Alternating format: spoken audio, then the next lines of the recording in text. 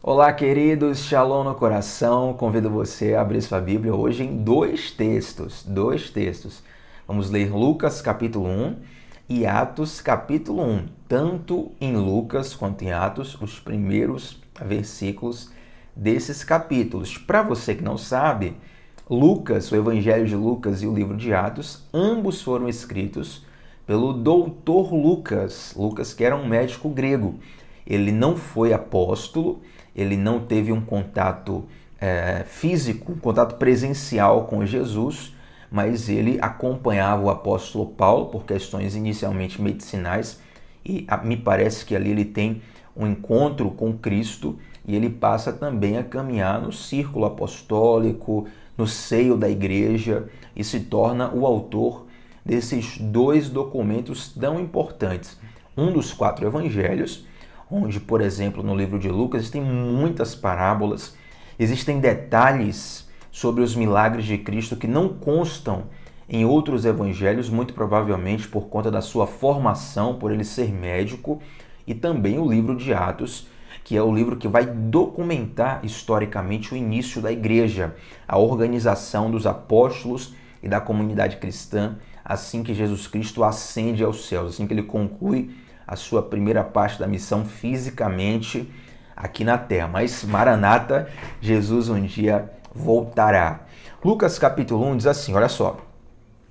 Muitos já se dedicaram a elaborar um relato dos fatos que se cumpriram entre nós, conforme nos foram transmitidos por aqueles que desde o início foram testemunhas oculares e servos da palavra. Eu mesmo investiguei tudo cuidadosamente desde o começo e decidi escrever-te um relato ordenado, ó excelentíssimo Teófilo, para que tenhas a certeza das coisas que te foram ensinadas. Agora vamos para Atos capítulo 1, versículos 1 e 2. Olha o que está escrito. Em meu livro anterior, Teófilo, escrevi a respeito de tudo o que Jesus começou a fazer e a ensinar, até o dia em que ele foi elevado ao céu, depois de ter dado instruções por meio do Espírito Santo aos apóstolos que havia escolhido. É muito interessante quando nós estudamos historicamente, quando nós pesquisamos sobre o Evangelho de Lucas e sobre Atos. São dois documentos escritos pela mesma pessoa, o doutor Lucas, já citamos isso aqui, e escritos para a mesma pessoa, este chamado excelentíssimo Teófilo. Não se sabe exatamente quem era esse Teófilo. Algumas pessoas vão dizer que era uma autoridade romana que havia se convertido a Cristo e pediu a doutor Lucas que fizesse um documento relatando, organizando, ordenando relatos históricos da vida de Cristo aqui. Isso era muito comum naquela época, né? Que um poderoso ele encomendasse uma pesquisa pessoal para instruí-lo sobre algo. A título de exemplo, dizem, né, os teólogos, eles costumeiramente, alguns deles, a grande maioria vai falar que o Evangelho de Marcos é praticamente o Evangelho de Pedro, porque Marcos era discípulo de Pedro, ele andava com Pedro, e Marcos escreve o Evangelho de Marcos, né, a mando de Pedro, para que este documento fosse entregue a uma comunidade em Roma. Houveram um grupo de conversões ali em Roma e Pedro encomenda esse evangelho, essa organização documental, para que aquelas pessoas pudessem ter conhecimento mais detalhado do que aconteceu.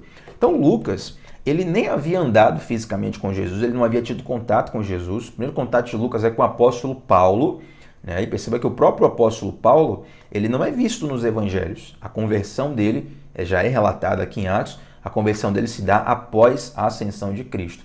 E aí Lucas, ele resolve se dedicar a criar esses dois documentos, que aí a intenção de Lucas, gente, era criar um documento só, era criar uma história só.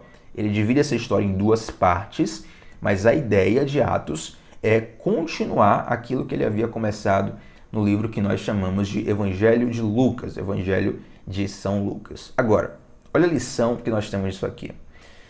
Muito provavelmente, nós, mesmo sem gostarmos de algo, ou mesmo sem sermos especialistas em algo, provavelmente nós nos dedicaríamos muito se soubéssemos que por trás daquela dedicação estaria escondido um prêmio muito precioso. Um prêmio de reconhecimento, um prêmio de ressarcimento financeiro muito grande, ou alguma coisa que nós quiséssemos muito, né? Eu, por exemplo, eu não tenho tanta predileção por exatas, por matemática, quanto eu tenho por ciências sociais. Eu gosto muito de geografia, história, filosofia, literatura, mas matemática, cálculos, física, química, já não é tanto uma preferência minha. Agora, alguém fala assim, Thiago, você precisa fazer um trabalho referente à física, química, biologia, e através desse trabalho, a sua família vai ganhar uma grande remuneração financeira. Você vai dar uma virada financeira na sua vida. Ou, através desse trabalho, você vai conseguir uma plataforma para um projeto pessoal que você tanto tem, que você tanto deseja. Então, por conta daquele prêmio, mesmo sem gostar, eu me dedicaria muito. Mas muito dificilmente eu me dedicaria com muito afinco se fosse somente para explicar para uma pessoa, né? Por exemplo, eu hoje não tenho filhos, mas provavelmente, mesmo que eu ensine o meu filho sobre essas matérias quando ele precise, o meu mundo ideal visa matriculá-lo numa escola que seja suficientemente qualificada para ensinar melhor do que eu. Porque se ele depender de mim para aprender matemática, física, química, né, vamos orar desde já. Então assim, gente, existem coisas que para nós não parece tão chamativa porque o prêmio não é apetitoso, o prêmio não é tão chamativo. Mas olha o detalhe, Lucas não estava escrevendo esse documento para uma multidão. Lucas, ele sequer sabia, assim como nenhum dos autores da Bíblia sabia, que esse livro, esses documentos que ele escreveu, estariam sendo lidos hoje, em 2022, num vídeo matinal de pessoas que estão estudando a palavra e desejosas de ouvir o coração de Deus.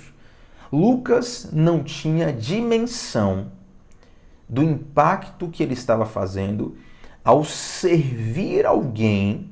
E observe, esses 2 documentos foram inicialmente escritos apenas para uma pessoa. Ele se dedica a fazer um relato minucioso. Eu volto aqui em Lucas capítulo 1, no versículo 13, olha o que diz. Eu mesmo investiguei tudo cuidadosamente, desde o começo, e decidi escrever-te um relato ordenado. Ou seja, há um trabalho de pesquisa minucioso, de abordagens minuciosas de Lucas para servir uma pessoa. E sem saber, ele não só impacta a vida desta pessoa, como traz uma instrução para bilhões e bilhões de seres humanos que posteriormente tiveram contato com a Bíblia, com o Evangelho de Lucas, com o Evangelho de Atos, e que a partir desses escritos conheceram os ensinamentos de Cristo, a doutrina de Cristo, os milagres de Cristo, e foram saradas a partir desse relato. Nós nunca teremos a real dimensão e o real impacto que está em servirmos o próximo com amor e com dedicação. Você nunca pode perder de vista que através da pequena ação que você faz, que para você pode ser pequena, para alguém pode ser muito grande. E esta pequena ação pode inclusive fugir do raio de impacto que você imaginou. Às vezes você acha que está abençoando só uma pessoa e lá na frente muitas outras vão ser impactadas por aquilo que você fez. Nunca perca isso de vista, né? E claro, nessa perspectiva, eu não quero te ensinar a servir a Deus ou a fazer as coisas baseado em interesse, né? Baseado em, meu Deus, tomara que alguém esteja vendo, né? Tomara que tenha alguma câmera. É aquela pessoa que faz ação social para ser visto e não para abençoar alguém. Não é isso que eu estou ensinando. O que eu estou te mostrando é que toda vez que você achar que algo é pequeno e irrelevante, você precisa lembrar que a partir daquele algo pequeno e irrelevante, Deus pode trazer um impacto profundo sobre a vida de uma pessoa ou de várias pessoas. Eu me recordo de um culto que teve lá no interior, certa vez um culto de adolescentes, culto pequeníssimo, só tinha adolescentes, na verdade, naquele dia tinha pouquíssimos adolescentes. Tinha cerca de uns 7 a 8 adolescentes comigo, culto de adolescentes. E aí eu preguei uma palavra, eu me esqueço agora a referência de Isaías, mas é aquela palavra que diz que ainda que os nossos pecados fossem como escarlate, o Senhor Deus nos purificaria, nos perdoaria. Eu citei aquele versículo, dei assim, uma saudação, uma palavra muito rápida, coisa de 5 minutos, culto vazio, e naquele culto em específico veio um rapaz que não era cristão, mas ele foi ali pela primeira vez e ele ouviu aquela palavra. Aquele rapaz, ele depois de um tempo, ele se mudou de cidade, ele passou a frequentar a igreja, assim, ele estava se relacionando com uma moça da igreja, então ele ia acompanhar ela. Mas ele nunca havia feito uma aliança com Jesus, né? E ele se mudou de cidade, ou seja, ele mal entrou na minha rotina e logo saiu da minha rotina. E aí, anos depois, olha que interessante, anos depois, eu recebo uma mensagem, um SMS. Ô Thiago, você tá lembrando de mim? Que eu não lembrava. Ele tentou falar de dar várias referências. Não, eu sou fulano de tal, estiver na igreja, assim, assim, amigo de fulano, não sei quando. E depois de muito tempo, eu consegui lembrar. E aí eu não reconheci, na verdade, porque a rede social dele ele estava com um traje assim de pregador, várias postagens assim de conteúdo na palavra. Eu não me lembrava de ter conhecido algum pregador parecido com ele, com o nome dele, nada disso. E aí quando eu reconheci, eu pensei, rapaz, é fulano de tal. E aí ele falou para mim assim, Thiago, você talvez não lembre, mas naquele dia, e ele começou a citar o culto e a palavra, que é justamente essa, né, de Isaías, ainda que os nossos pecados fossem como escarlate, né, e ele começou a citar, ele falou, aquela palavra nunca saiu do meu coração, e talvez você não lembre, mas a partir daquele dia, o Senhor Jesus começou a trabalhar em minha vida, e aí ele começou a citar diversos testemunhos, hoje um homem de Deus, casado, crente, santo, servo do Pai, e começou a citar diversas coisas, e aí eu fui lembrado, falei, rapaz, aquele culto só de adolescentes com 7, 8 pessoas, que muita gente, né? Às vezes quando você tem um culto que não vai muita gente, muitas pessoas, muitos líderes até cancelam. Hoje não vai muita gente não, então vamos cancelar. E ali foi um start para mexer na vida de alguém. Sabe por quê, gente? Porque Deus, ele usa pessoas imperfeitas e situações imperfeitas para realizar uma obra perfeita. Deus usa pessoas imperfeitas e situações imperfeitas para realizar obras perfeitas.